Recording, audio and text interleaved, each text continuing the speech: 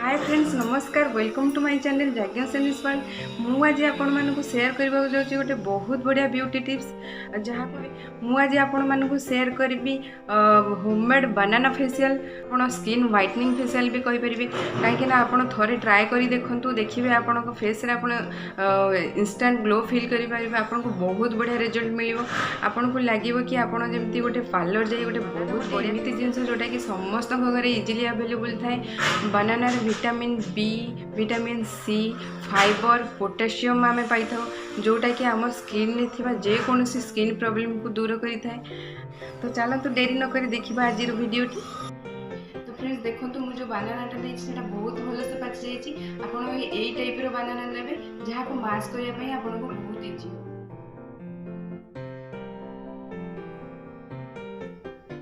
So friends fast मु गोटे bowel नहीं से आम बानाना को चढ़े कि भल से मास करनेबा।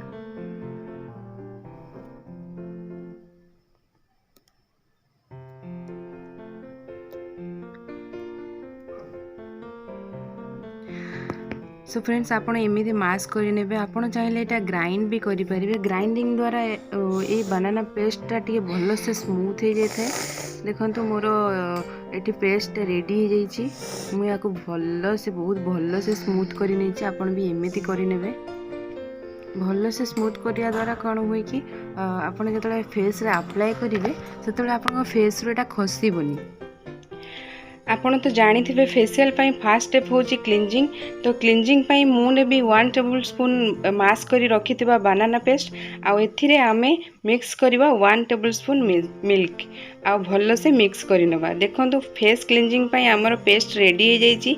आमे एबे या को फेस आउ नेक रे अप्लाई कर नवा। क्लींजिंग मु कॉटन यूज करी। कॉटन को आपण एमिति डीप करी नेबे देन फेस रे अप्लाई करिवे।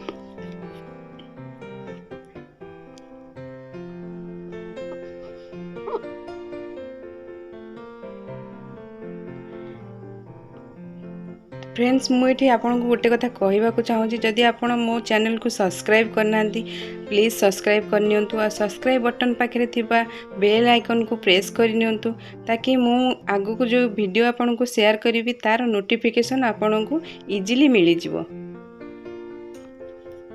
तो देखंतु मु केमिति अप्लाई करि नउची। क्लींजिंग पाई मु 3 मिनिट नहीं आपन चाहिए 2 ରୁ 2.5 मिनिट भी नहीं पारिबे। सो फ्रेंड्स क्लींजिंग पर आमर सेकेंड स्टेप हूँ स्क्रबिंग। स्क्रबिंग मु नहीं 1 टेबल स्पून मास्क करी रखी बनाना पेस्ट आउ एथिरे ऐड करी 1 tablespoon rice flour and 1 tablespoon sugar powder. एबे हमें आपको भल से मिक्स करी नबा। Rice flour and sugar powder पाई मु चाउल और सुगर को ग्राइंड करी नहीं थी। आपण भल से बहुत मेन करी ग्राइंड करें टिके खंड खंड रखी ग्राइंड करेंगे ताकि आमर जो स्क्रबिंग जो पेस्टा आम करी बहुत भल से बनी थाए।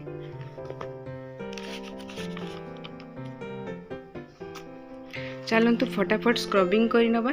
स्क्रबिंग मु पूरा 2 मिनिट टाइम नहीं। आपन चाहिए 2 मिनिट नहीं पारे कि 2 मिनिट रू 2.5 मिनिट भी नहीं पारे।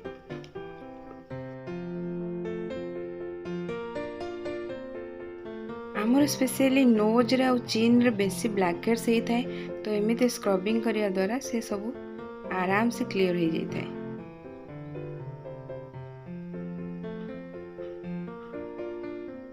आपन देखि पारुथिबे मो फेस केते ग्लो करवा स्टार्ट कलानी आ केते व्हाइट भी हो गलानी।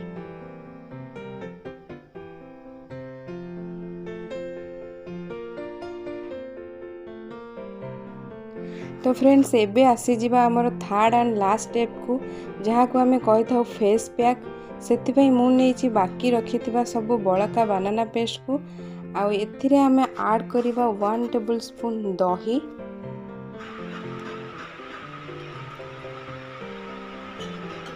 1 टेबल स्पून बेसन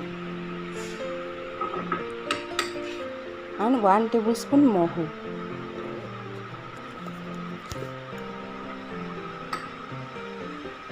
एबे आकु आमे भलसे मिक्स कर नबा।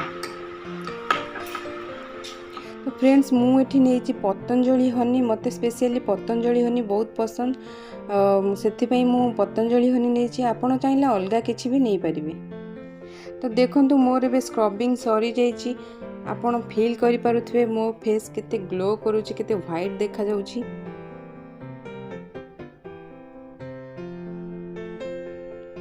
आपड़ चाहिए स्क्रबिंग पर आपड़ फेस क्लीन करें वाटर रे, आउे फेस पैक लगे। बट मुझे मो फेस को भल से पोछि नहीं, आउे आम लगेगा फेस पैक।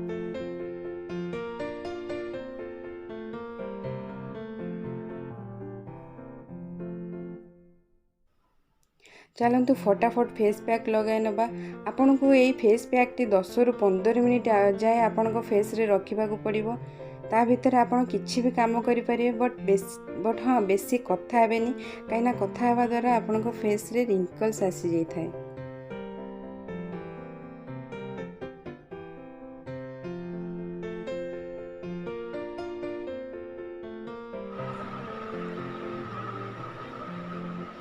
देखु आद्या भी उठी जाइए। आद्या मु किए? आद्या मत भी चिन्ह पारुनी, मु किए? भूत भूत। से भी शोला शोकी उठी। देखो केमती देखा आंधुन तो हेयर स्टाइल कौन एमती सीधा करदे देखिए हेयर स्टाइल टा।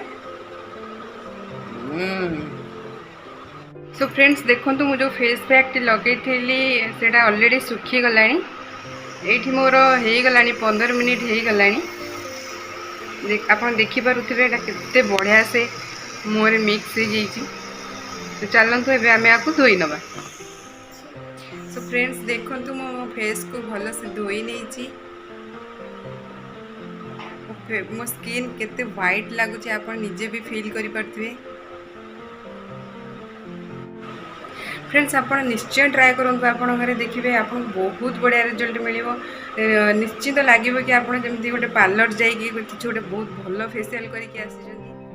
तो फ्रेंड्स फेसियाल कलापर आम टे बाहर को जाइलु। आद्या 3-4 दिन है जिद्दी करुच्ची, मामा मत टे बाहर को नहीं चल, बाहर को नहीं चल आम से खेलवा। बट मु कोविड ताको बेसी बाहर को नौ नी। बाहर को माने आम सेकेंड फ्लोर रोचु, आम तलू को टे एमती जाइए बुलाबुली करके आसू। आज संडे थिला, हजबैंड भी घरे थिले, तो भाविली टिके जाइए बुली आसवा। माइंड भी फ्री लगे, रिलैक्स भी लगे, और आद्यार भी टाइम पास हो। देखो ये आद्या जिद्दी कला साइकल ले बसापी, आम साइकल ले बसई देचु, बट चलैवाई मना करूँ। छोट पिला पड़ी पाड़ी जी से डर लगुच, आ निजे भी टिके साइकल मजा नहीं गली।